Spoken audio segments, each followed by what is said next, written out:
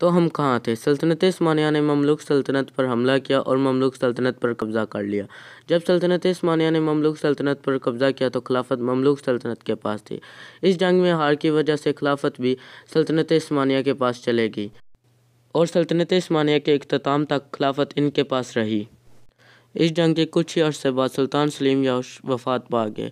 ان کی وفات کے بعد ان کا بیٹا شہزادہ سلیمان، جنہیں لوگ سلیمان خان القانونی کے نام سے یاد کرتے ہیں، اگلے خلیفہ بنے۔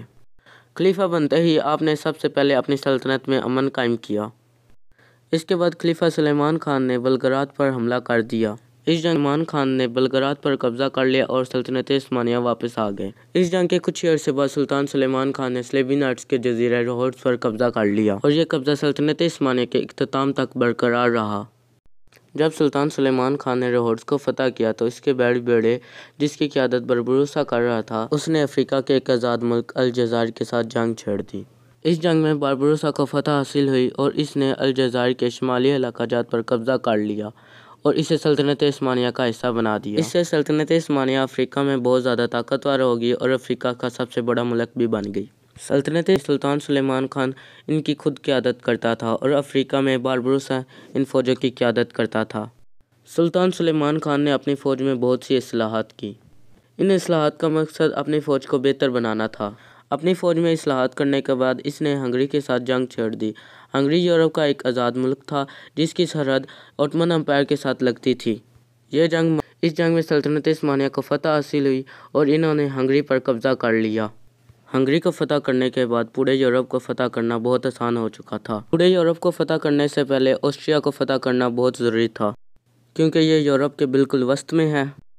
مرواج کی فتح کے 3 سال بعد سلطان سلیمان خان نے اپنی فوجیں آسٹریا بھیج دیں۔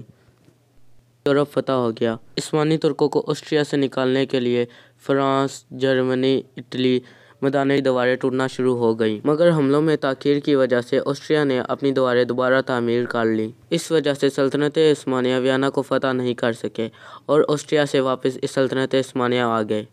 خلیفہ سلطان سلیمان خان سلطنت عثمانیہ کے دارالحکومت استنبول میں آیا تو اسے پتہ چلا کہ صفوی سلطنت نے سلطنت عثمانیہ میں بہت سی بغاوتیں کروائی ہیں۔ اس نے سب سے پہلے ان بغاوتوں کو کچلا۔ خلیفہ سلطان سلیمان خان نے نئی فوجیں تیار کی تاکہ وہ صفوی سلطنت سے بدلہ لے سکے۔ خلیفہ سلطان سلیمان خان القانونی نے صفوی سلطنت کے بہت سے علاقے سلطنت عثمانیہ میں شامل کر لیے۔ ان علاقوں میں عراق، کویت، بغداد اور ان کا دارالحکومت تبریز بھی شامل تھے۔ خلیفہ سلطان سلیمان خان القانونی نے یہ تمام علاقے صفوی سلطنت سے ہمیشہ کے لیے چھین لیے۔ اس کے بعد ان علاقوں میں اس نے امن قائم کیا تاکہ یہاں جنگیں دوبارہ نہ ہو سکیں۔ اب سلطنت عثمانیہ ایشیا میں بہت طاقتور ہو چکی تھی اور مغربی ایشیا کا سب سے بڑا ملک بھی بن چکی تھی۔ جب خلیفہ سلطان سلیمان خان اپنے دارالحکومت استنبول واپس آیا تو اس نے اپنے بحری کمانڈر بربروسا کو حکم دیا کہ وہ افریقہ کے آزاد ملک لیبیا پر حملہ کر دے، جسے اس وقت طرابلس کہتے تھے۔ اس نے یہ حکم اس وجہ سے دیا تاکہ سلطنت عثمانیہ بحر روم کے تمام تجارتی راستوں پر قابض ہو جائے۔ طرابلس افریقہ کا ایک طاقتور ملک تھا۔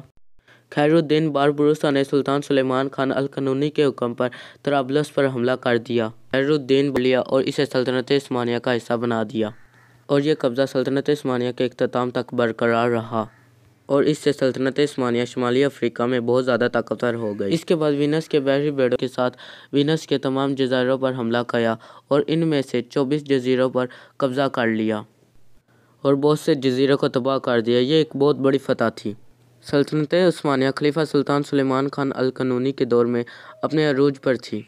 سلطان سلیمان خان نے اپنے باپ سے ملی ہوئی سلطنت کو دوگنا کر دیا تھا۔ اس نے سلطنت عثمانیہ کے تمام دشمنوں کو ختم کر دیا تھا اور سلطنت عثمانیہ میں امن قائم کر لیا تھا۔ اس کے بعد خلیفہ سلطان سلیمان خان القانونی بہت بیمار رہنے لگے اور آخرکار وفات پا گئے۔